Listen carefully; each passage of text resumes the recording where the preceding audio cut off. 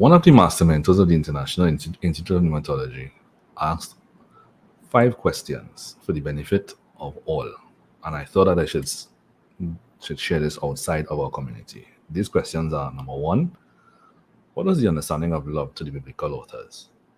2, is it the same as what many people use today? 3, is it the same in the Old Testament as the New Testament? 4, since God is love, why does the New Testament God look so different from the Old Testament God? And 5, especially since God is supposed to change, what is the context? And this episode is dedicated to that. Let's get into it.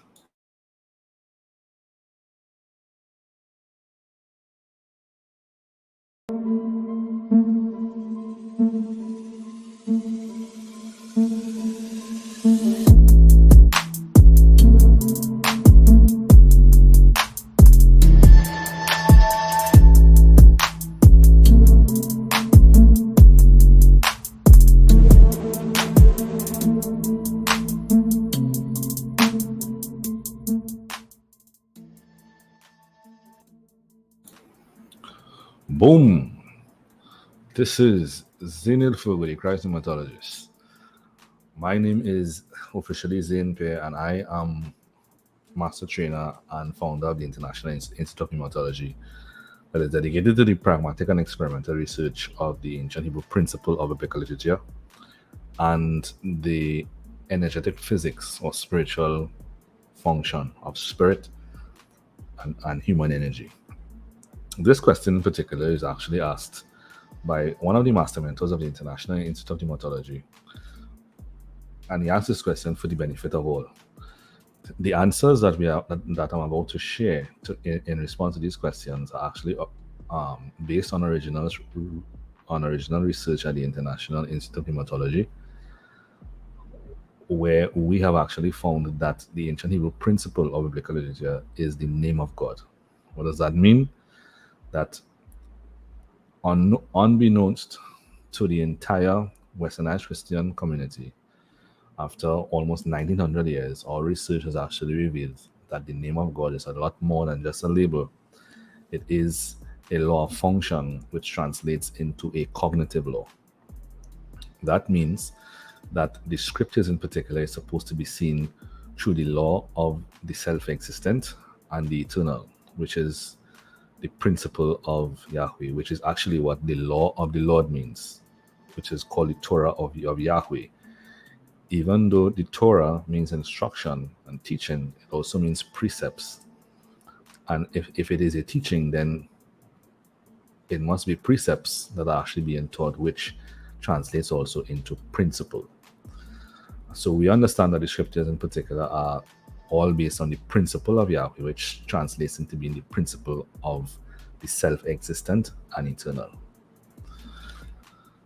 Right? This in particular is a very good question, and a question in particular that is not very well known in our Westernized Christian community. When I say Westernized, I am not referring to the Americas. I'm referring to the Greco-Roman perspective of the scriptures. That is an interpretation that we have all been taught in the Westernized Christian community that is not in line nor in agreement with the cognitive law of the name of God, which belongs to the ancient Israelites. Right. So the research, the information that that I'm about to unpack here is actually specific to the research at the International Institute of Pneumatology that has actually given us at the Institute the ability to revisit the scriptures and actually view the scriptures through the same lens and understanding with experimental proof, experimental verification of the ancient prophets, because the scriptures, after all, were written by prophets. So let's get into this. The first question is, what was the understanding of love to the biblical authors? According to our research at the Institute, the biblical understanding of love is actually what we call in our culture equity. Right? You might ask, what is equity? To better understand what equity is, one must go back to the Garden of Eden. Now, even the Garden of Eden's perspective, or the perspective of the Garden of Eden that we have in our Westernized Christian community, is dramatically different from the perspective of the ancient prophets. Right? And the ancient prophets, in particular, the Garden of Eden is not about the cosmos. It is, in fact, about the spiritual construct of creation. Now, without getting into all of that, if you go back to the garden in particular, one of the things in one of the most important components of the Garden of Eden is an expression and a revelation that nothing spoken in the Garden of Eden is spoken to a particular individual. Everything that is spoken in the Garden of Eden is spoken to a particular species. Why is that necessary to actually bring to your attention? That is because love in the Garden of Eden is not specific to any individual creation. Love is specific to a species. And the love that you give to a species is actually where the term equity is born, meaning that not that every member of the creation and every member of the species deserves what God has spoken to the species in the ancient biblical context, despite the perspective, despite the behavior, despite the opinions of individual members of the species. Whatever God says is every member of the species is merited with what God says without individually trying to access it. That means that, for example, if God says, with Yeshua's stripes, you are healed, that is actually being spoken to the entire species as a body. And therefore, it is not dependent on anybody's individual behavior or individual actions. It's like a policy of a company in business terms. It's like a policy that is actually given to the entire body of the company. And it doesn't matter whether individual members have their own opinions. This is actually what every member of the organization deserves. In the context of scripture, whatever God says, every member of the species deserves, despite their individual opinions and individual behavior. Right? This is the best way that I can actually present what equity is. Now,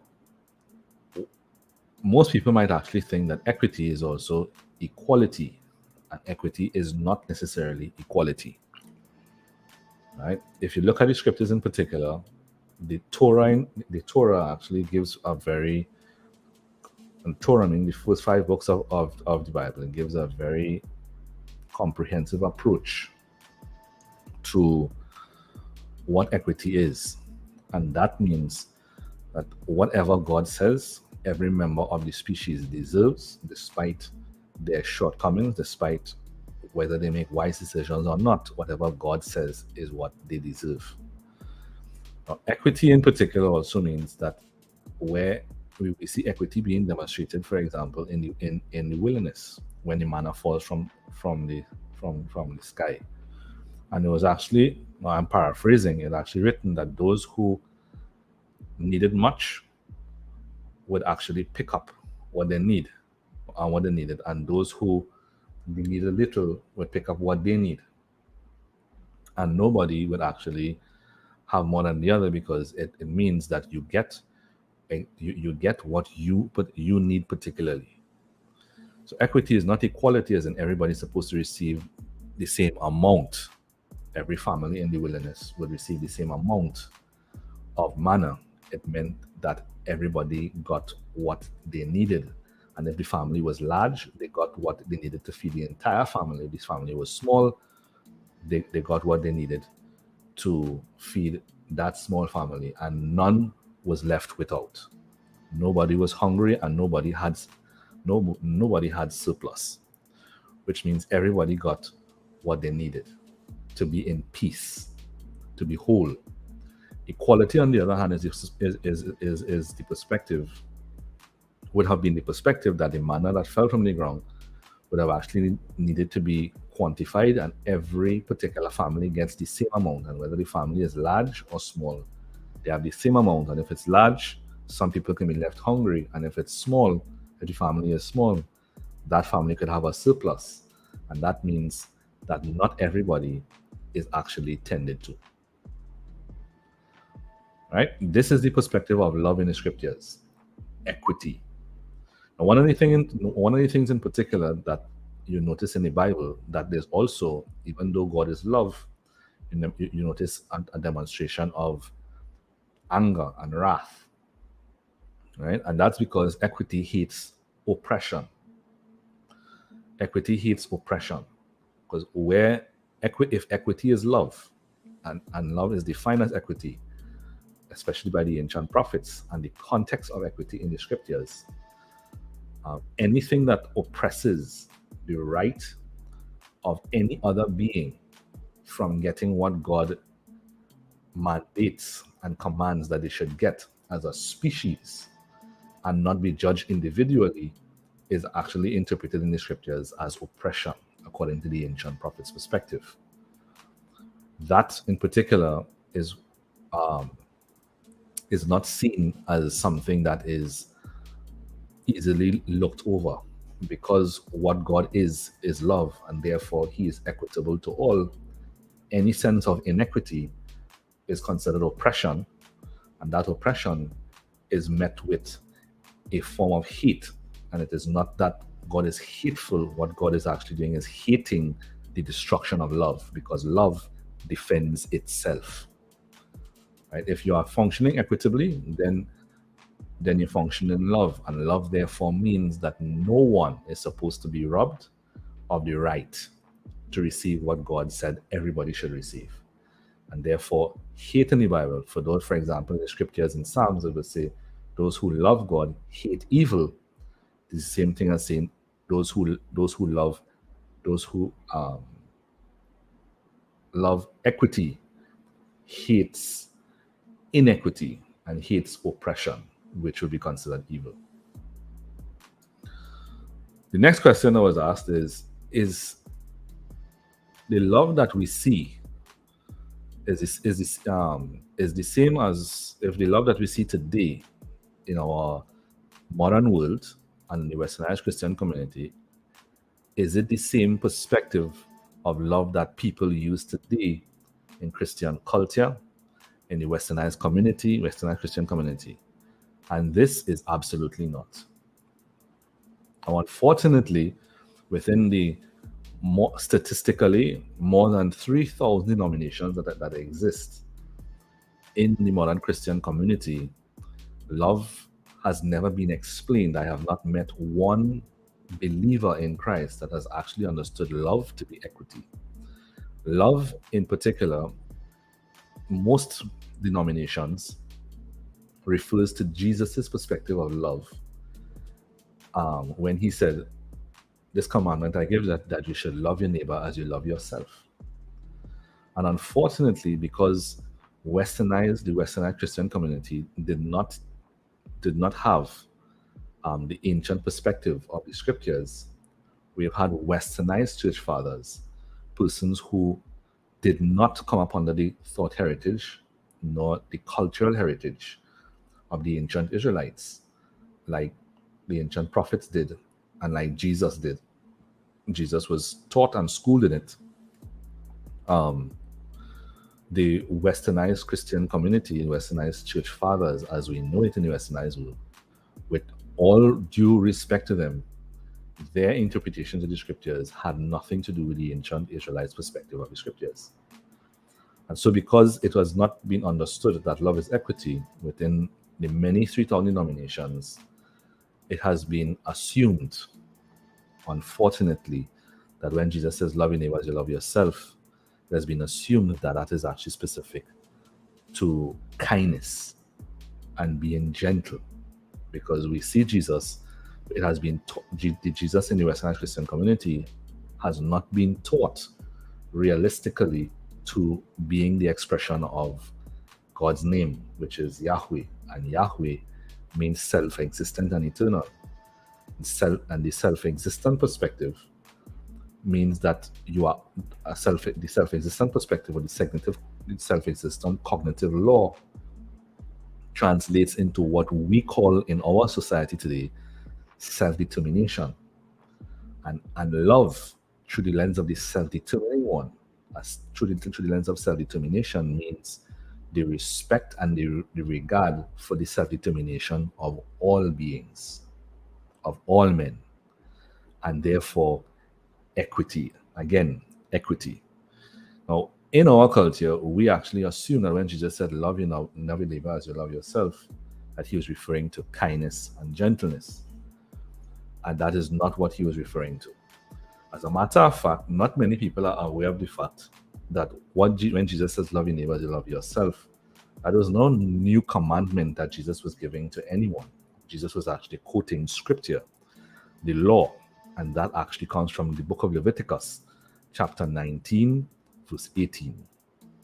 Now, I'm going to read chapter verse 17 into 18 so that we can understand the context, and I will unpack it through the lens of the ancient Hebrew prophets, the pneumatology of the ancient prophets. And it reads, thou shalt not hate thy brother in thine heart. And then there's a colon. Now, the colon is the translator's way of actually indicating that what is mentioned after that colon is an expansion of the statement that I just read, which means we can also say that it is a parallel or it is an undertone of what the reader is supposed to grasp as to the meaning of thou shalt not hate thy brother in thine heart. And after this colon is the expansion, thou shalt in any wise rebuke thy neighbor and not suffer sin upon him.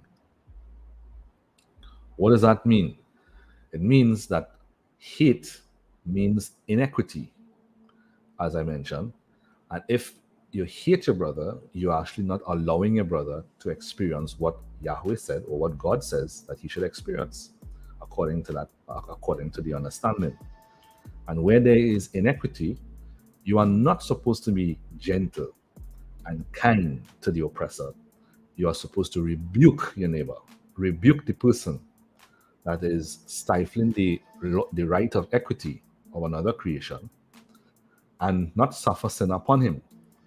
Meaning, do not actually, even though you are rebuking the inequity, do not live in the anger or in the emotion of indignation against the equity, and turn the righteous indignation against the act of equity into a lifestyle of hate and anger in your heart. And it is explained in the next verse that says, thou shalt not avenge nor bear any grudge against the children of thy people, but thou shalt love thy neighbor as thyself. And then there is another colon, which means expansion again. And after the colon, it says, I am the Lord. In Hebrew, I am Yahweh. What does this mean? In the perspective of the ancient Hebrews, thou shalt not hate thy brother in thine heart meant that you shall, when your brother is inequitable, you should not live bearing a grudge against him for what he has done. But where there is inequity, it should be rebuked with indignation, because it is someone else is being robbed of the right of what God has said. But in rebuking the indignation, you should not hold it in your heart as a lifestyle and bear a grudge. Actually, rebuke it and move on, right? Because the indignation is specific to the moment. It is not meant for you to live as a lifestyle. So it says then, therefore, thou shalt not avenge, which means don't try to do your brother any harm because you feel robbed if he is inequitable to you. Do not bear any grudge against the children of thy people, which means do not bear against your fellow Israelite, because your fellow Israelite is in covenant with God. And the fellow Israelite is also bears God's name, Yahweh. When they came into covenant, the nation would take on God's name as their own. Every individual would take on God's name as their own, as a species of people, as a nation of Yahweh. And therefore, if every member of Israel was carrying God's name, you do not want to hate a person because he is bearing God's name. But by all means, rebuke the inequity, but do not try to take vengeance against your brother who carries Yahweh's name, nor hold a grudge against him, but show him equity. Do not in any form or fashion repay him with a lack of equity. In the context of the scriptures, the reason why it says, I am Yahweh as the last statement is because every member of Israel carries God's name. And if your brother is inequitable, rebuke him, but still show him equity. Because what you do as a member of the body, of the host of Yahweh, which is Lord of hosts, is the same thing as saying the body of Christ in their culture. If everybody carries that, then what you do to the name that you yourself bear, you will also reap. So continue to show equity. And my point in actually demonstrating this in particular is that this, where Jesus quotes this from, the context of where he quotes it from does not support the westernized Christian denominational perspective that love is gentleness and kindness. What has happened in our community, one of the disadvantages of actually using using love or interpreting love as gentleness and kindness is that it does not permit the person who is applying love in gentleness and kindness, it does not permit that person to stop injustice or a lack of equity. That's why there are many persons in the westernized Christian community, whether it's in marriages, in friendships, in business, or in situations where there is injustice, the law and the rule of love as kindness and gentleness and affection and speaking softly and all of that prevents the believer from standing up against the injustices of a lack of equity for everyone who deserves what God says. Question number 3. Is it the same in the Old Testament as the New Testament? Yes. All right. Love, which is equity, is exactly the same in the Old Testament as in the New Testament. And question 4 follows, since God is love, why does the New Testament God look so different than the Old Testament God? Now, what I'm about to say here is also unknown in the westernized Christian community because they received an interpretation from westernized church fathers and not truly ancient Israelite perspective of the cognitive law of God's name. So when I say ancient Israel, I'm speaking about the ancient prophets, the ancient Israelite prophets' perspective of the scriptures through the cognitive law of God's name. How is it different? It is the same, but with a slightly different dynamic. You see, in the Old Testament, the law, when the Garden of Eden, we need to go back to the Garden of Eden to understand this. When we go back to the Garden of Eden, we know that the law of the Bible in particular has 3 gardens. The Garden of Adam, that he fell out of. The second intermediary and physical garden, which is the tabernacle that Moses built. So that's Moses' garden. And then the third garden is New Jerusalem that came into the world after 70 AD. Now, in the Garden of Eden, in the first garden, all 3 gardens will work with the law of sowing and reaping. In the first garden, the law of sowing and reaping was like a natural law of physics. And that law is whatever intention that you put out into the creation, which is not just a body of different creation. In the garden, all of heaven and earth was one spirit expressing itself as heaven and earth with Adam in the garden. Right? So in this garden was the law of sowing and reaping. This law of sowing and reaping is actually translated in Moses' law in the form of a legal contract. And when it took the form of a legal contract, sowing goodness would actually cause, sowing goodness would actually cause those in the legal contract to reap the list of blessings of Deuteronomy 28, also seen in Leviticus 26. And if you sowed inequity, if you sowed equity to all men and to creation, the legal contract put the reaping of equity into a list of blessings. And if you sowed inequity to your fellow Israelites, which was another member of the body of Yahweh, and to creation, you would then, by the law of sowing and reaping, in a contractual manner, reap the list of curses. Now, equity means that what God says is good for the entire body or the entire species, which means for the entire, in the context of ancient Israel, the entire nation of Israel, and for all men. That means that the decisions that will be made would always benefit the collective. Inequity is actually where one is not considering the collective, one is making decisions for the benefit of themselves as an individual at the cost of others benefiting at the same time from what God has said. So self-benefit means that somebody is being robbed. This is basically what the Old Testament law is about, through the lens of the ancient prophets. Now, when this is established, I also want to be reminded that the name of Elohim, or the name of God, is actually a cognitive law, and therefore everything that God says is literally a cognitive law through which what God says should be understood. That means that you cannot read the scriptures in a very unstructured manner.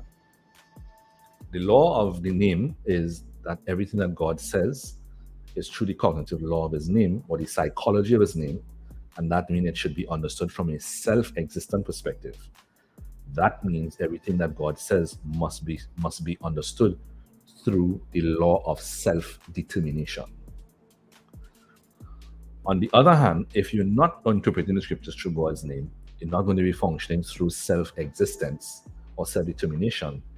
You're actually functioning from codependency, which is you are not living nor understanding or processing what God says through the law of self-determination.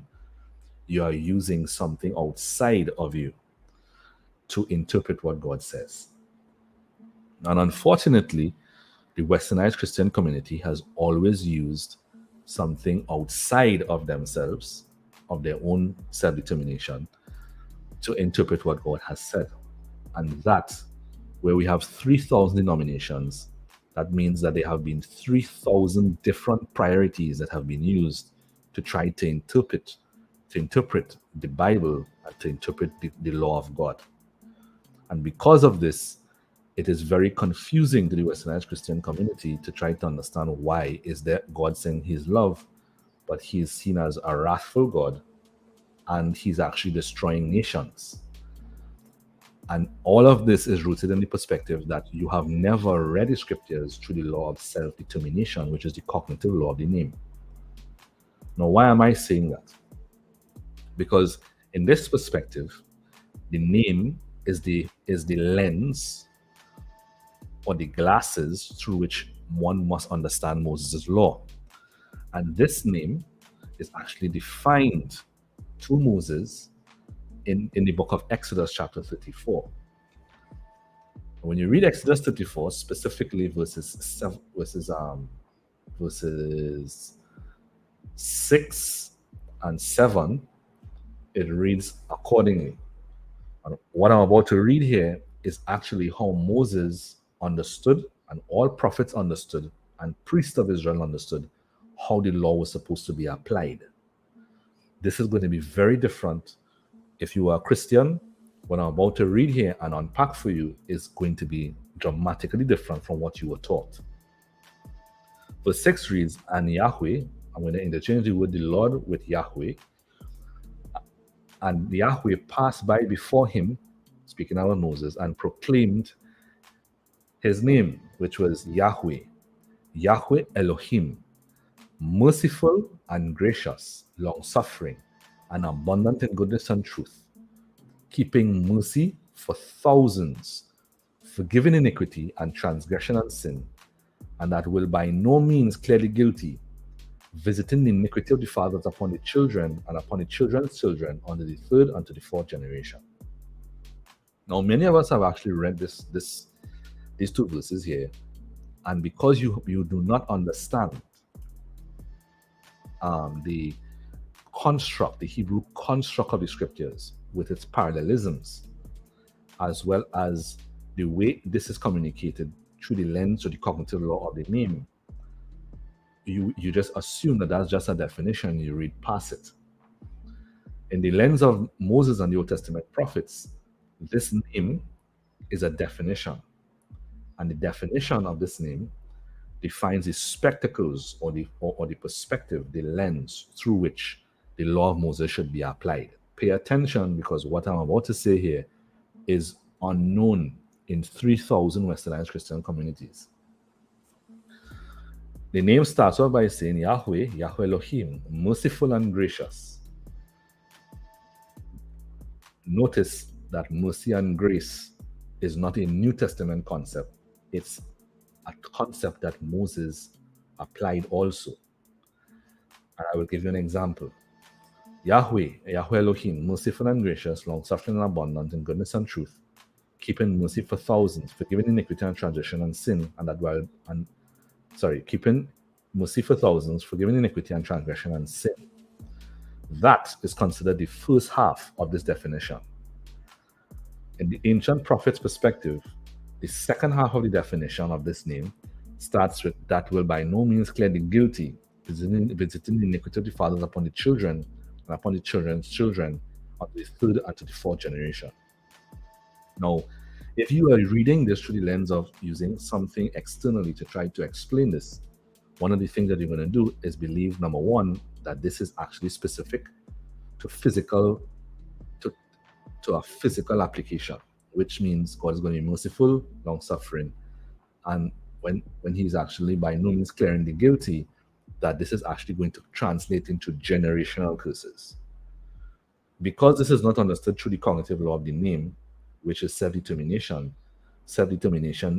translates into mindset, not physicality, but mindset. So in the ancient prophet's perspective, the first half of the name stops with keeping mercy for thousands, forgiving iniquity and transgression and sin. And the second half of the name continues with, and that will by no means clear the guilty. In their perspective, this was the filter through which the law should be applied. The first half of the name was applied to those who were humble and loved Yahweh with all of their heart, soul, mind, and strength, and trying with all of their best, to the best of their conscience, to walk in the way of the name, to walk in the name of Yahweh, using the Torah as their self-help guide, to walk with Yahweh, because Yahweh is their greatest priority in life. The second half of the name, which means the first half, is applied to those who commit themselves to a life of equity, which is love in the scriptures. Always treating everybody else. If you commit Yahweh to the name, then you always considerate of everybody else and respecting their right to benefit from what Yahweh has said. Remember, making decisions for the collective and not for individual benefit. The second half of the name is actually applied to those who are inequitable, know that they are inequitable, but choose to be inequitable anyway for the sake of self-benefit. This is actually the persons in the scriptures that the prophets would call the arrogant. Those who show indifference. They know that they should be considering they know fully well that they should be considering the collective, but it doesn't matter to them. They want personal benefit, and they are going to do it anyway. The second half of the definition Those persons, the indifferent, were called the arrogant, and this is what the second half of the name calls the guilty. Now, most of us, we do not know that. And so what we see in scriptures is that through this definition, the ancient prophets knew once the nation of Israel was humble, they should always show them mercy, grace, be long suffering with them, abundant in goodness and truth, keeping mercy for thousands, forgiving iniquity and transgression and sin. But when the nation moved from having a conscience, they becoming indifferent, not caring about what they have committed to, the promise that they made through the covenant, then they would fall into the category of the guilty. And when they fell into the category of the guilty, their iniquity was passed down. Now, if you're reading it through a codependent lens, you would assume that this means generational curses. But that is not what the ancient prophets understood. They never taught generational curses. And because they're functioning from the name, which is self-determination, and therefore mindset, it meant that the generations after the guilty, after the guilty generation, the indifferent and arrogant generation, that actually take up the mindset of their fathers and their fathers' fathers and their fathers' fathers' fathers would be held guilty for what they have done. And because Israel in particular assumed that this was actually generational curses, much like many Christians today, the prophet Ezekiel in chapter 18, you can visit that on your own time. I'd encourage you to check chapter 18, where the prophet clears it up and says that it has nothing to do with generations. It's actually speaking about generational mindsets, which means if your child did not carry your mindset, then he would not be considered guilty. He would be considered one that he would consider merciful, humble, and one who loves Yahweh, and he will receive mercy and grace and long suffering and abundant in goodness and truth, and forgiveness of iniquity and transgression, because he loves Yahweh. Right? This is actually how this was applied in ancient Israel. So every time we see God having wrath with Israel, the wrath did not come about just like that. Again, through the lens of the ancient prophets, God kept covenant with Israel and showed them mercy and grace as long as they actually showed care for the covenant that they were not forced into. In Exodus 34, it is clearly indicated in Exodus 34 that God presented them in the covenant and they voluntarily came into the covenant. So it is not that God forced them into the covenant. It is simply that they came into the covenant voluntarily, and God came into the covenant voluntarily with them. So where they showed care for God's heart, Yahweh's heart, he treated them with mercy and grace and long suffering and abundance in goodness and truth, forgiving their iniquity and their transgression and their sin. But when they step into indifference, as in someone who steps into a marital contract, that starts to show their spouse indifference, then that indifference showed arrogance, and that arrogance always meant that the arrogant would always oppress their fellow brother or their neighbor by not respecting the law of equity for them. They go about with great indifference and self-benefit, whilst taking away from others what they have because they want to benefit. That person is called the guilty, and that person in particular is the one that God will actually move upon. Now, how is this? We see this present in the New Testament also. But before I move into the New Testament, there's one more thing in particular that you need to understand. That it's what we also see in the Old Testament is, even though God actually is in covenant with Israel and they actually step into arrogance, if you check the scriptures, you'll notice that there is no record of God just immediately stepping into wrath. What God would do is actually raise up a prophet who would be a representative of the covenant and the prophet would be in Israel for years, begging Israel in their arrogance to come back to the covenant. And the Israelites would usually kill the prophet. And many of us have actually read the scriptures and think that God acted against Israel. Remember, through the lens of the ancient prophets, the law of sowing and reaping was just simply put in a very contractual manner. If you were equitable, you would reap the law of the list of blessings of the law. If you were inequitable and arrogant and oppressing others, you would reap the list of curses. And God demonstrates love and so much care and equity for Israel that he sent prophets pleading with them to come back to the covenant for years. And where we see it's written that God exercises wrath on Israel, that is actually covenantal speech to actually say that God removed his spirit from Israel and allowed them to reap their own destruction. Because where they were being inequitable, they were destroying others. They were not just to the poor, they were not just to their neighbor. And so God would remove his presence from them because they went against the covenant, and the covenant was designed to keep them in God's presence. So after God spends time and years begging them to come back to the covenant, he eventually respects their self-determination and allows them to go where they want to go. And there is where they would step and begin to reap their destruction. This is actually present in the New Testament also. The same law is applied. The Apostle Paul applies the name of Yahweh Elohim in Exodus 34, even to the, for example, to the church of Corinth. If you read 1 Corinthians 5, you notice that Paul speaks about the love of that we should actually show equity and concern and care for the fellow believer. But there was a young man in 1 Corinthians 5 who he said was arrogant, did something that was inequitable to his father by sleeping with his father's wife. And because of his arrogance, he had no humility. Paul actually did the same thing. You see Paul doing the same thing that God did in the Old Testament.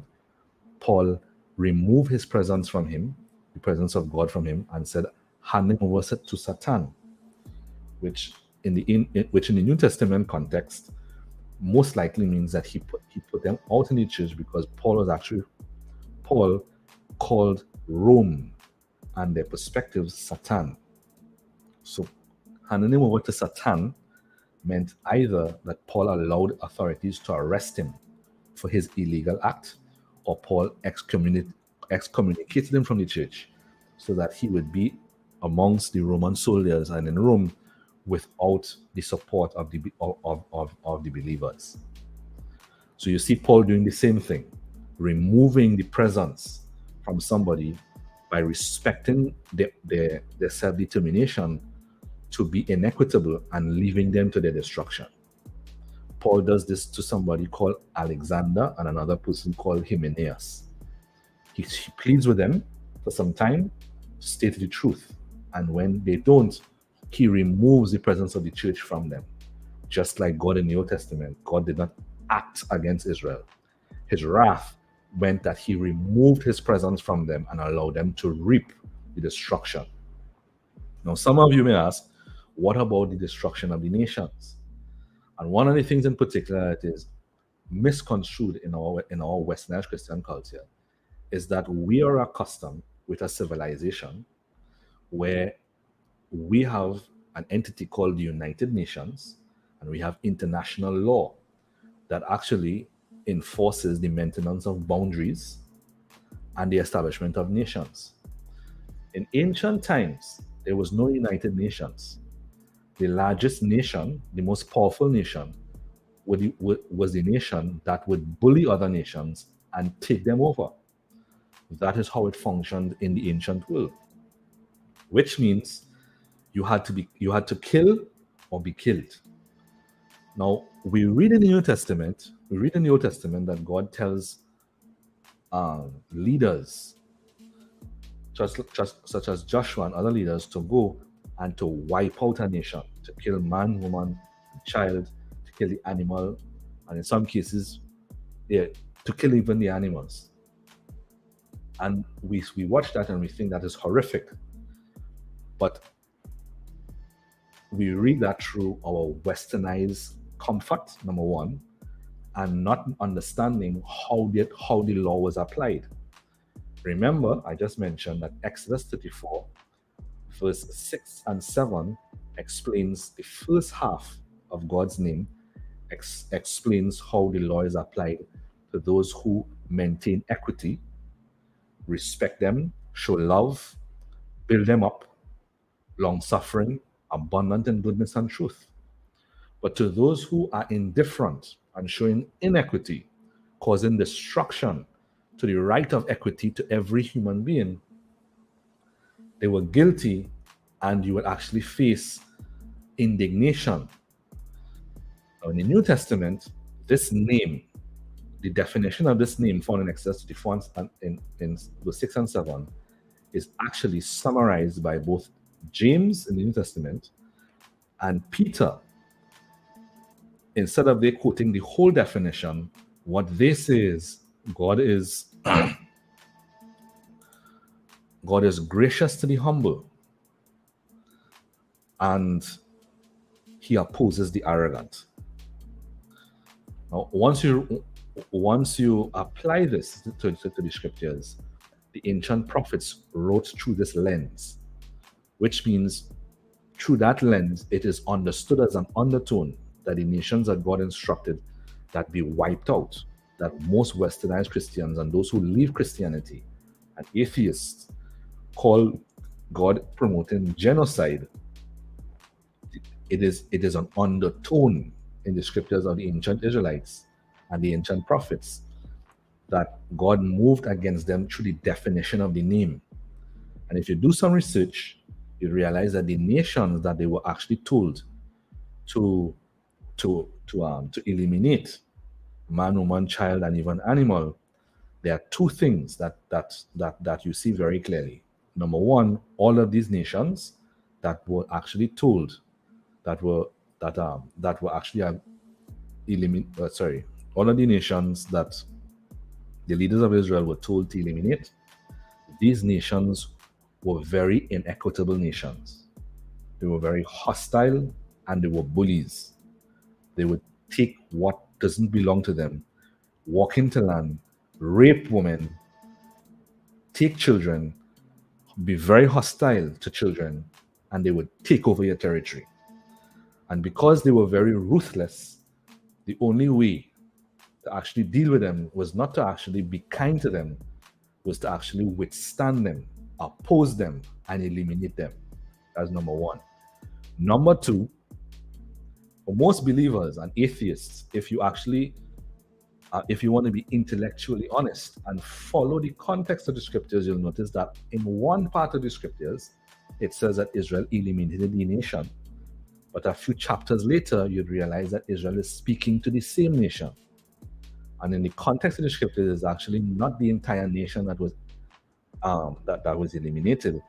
That is actually the verbiage of war in ancient times, that they eliminated the nation. But what they really eliminated was the army, as well as the militia of those nations that were oppressive to other nations, raping women, stealing, pillaging villages. Those were the men that were actually eliminated. And the other part of the nation that were very gentle and respectful and equitable, they were not touched. Unfortunately, this is unknown in the Westernized Christian culture. And so there's a lot of assumptions and judgments. And this is because we were not taught to read the scriptures through the cognitive law of the name, not to apply scriptures according to the cognitive law of the name. James and Peter, they actually summarized the law of Exodus 34:7 of that name and said God is gracious to the humble and he opposes the arrogant. And we see the Apostle Paul applying the same dynamic of the name, where he shows grace and mercy and he speaks to grace for all. But for those who would take grace and use it as a license to be inequitable to others, all for self-benefit, he opposes them, and we see this example in 1 Corinthians 5, as well as what Paul did with Hymenaeus and Alexander. All right, so I trust that actually that this gives context. And for those of you who know persons in particular who may have made these assumptions, I encourage you to share this and let them know what the context of these things are. All right, which brings me to my conclusion. According to the cognitive law of the name that is mentioned in Exodus 34, verses 6 and 7, and what James in his letter and Peter in the book of Acts summarizes as God is gracious to the humble and opposes the arrogant, we can safely say that God has not changed. The only difference is that the new covenant is actually the upgraded version, the upgraded phase of the old covenant. The old covenant had two phases. The first phase was actually the 613 laws of Israel, which Jesus fulfilled. And once you kept the laws, the old covenant would upgrade you to a kingdom of priests, which is what you see Jesus functioning from in the second phase of the law in his baptism in the River Jordan by John the Baptist. Jesus then goes into the wilderness and takes on God's promises as his new commandments and begins to execute the promises of God by healing the entire garden, every member of the garden that the temple in Jerusalem represented the Garden of Eden. If you would like more information on these things, I encourage you to go to www.internationalinstituteofpneumatology.com and click the first button when you arrive on the page that says start with the ancients, and it would lead you to a page where you would actually have free access to 4 free PDFs that gives you context to the ancient prophetic perspective of the scriptures, the ancient Hebrew principle, and the pneumatology of the scriptures, and how the scriptures is actually a compilation of these 3 gardens, how these gardens function. It's the first induction into the world of the scriptures of its kind, as well as the first induction to the new covenant.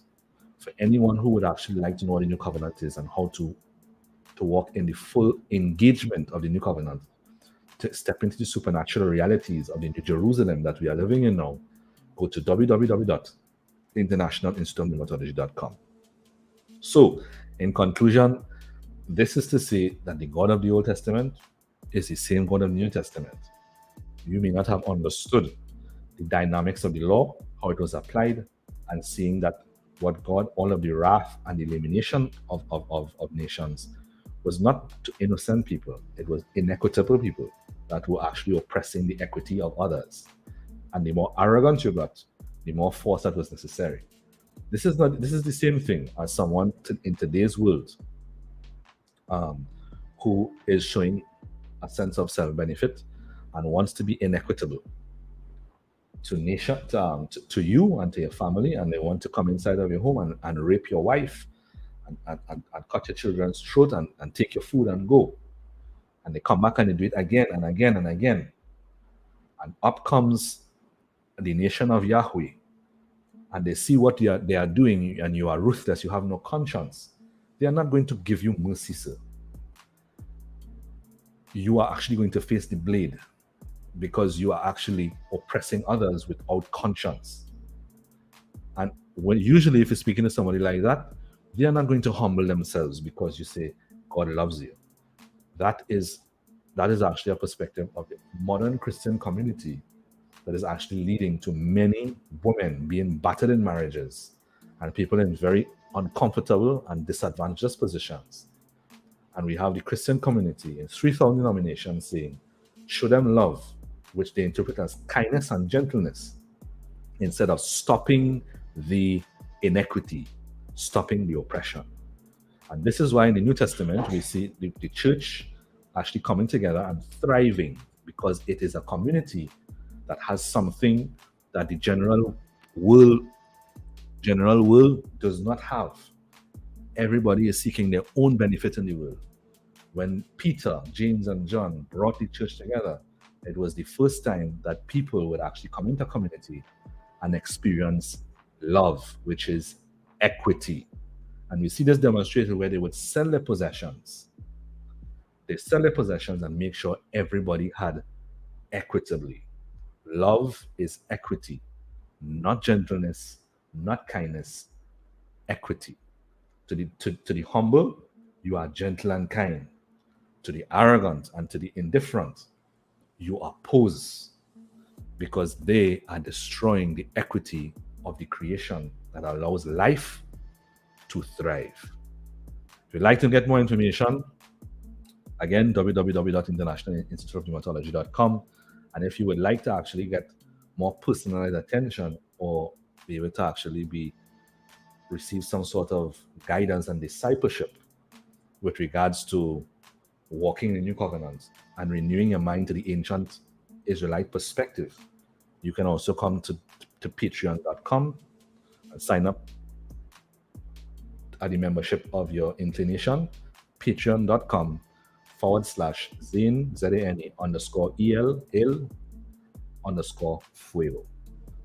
I trust that this has actually been helpful. And if you know anyone in particular, any church group, any organization that needs to understand this, friends, Facebook groups, no matter who it is, share this. You can find it on our YouTube channel at Anointed Life, on Facebook, and even on LinkedIn. And if you want a link to it, we can a link to this. We can actually give you a personal link that you can take it and share it to whomever you desire. Blessings and much love. This is Zane Peer, International Institute of Pneumatology. See you on the next episode. Boom.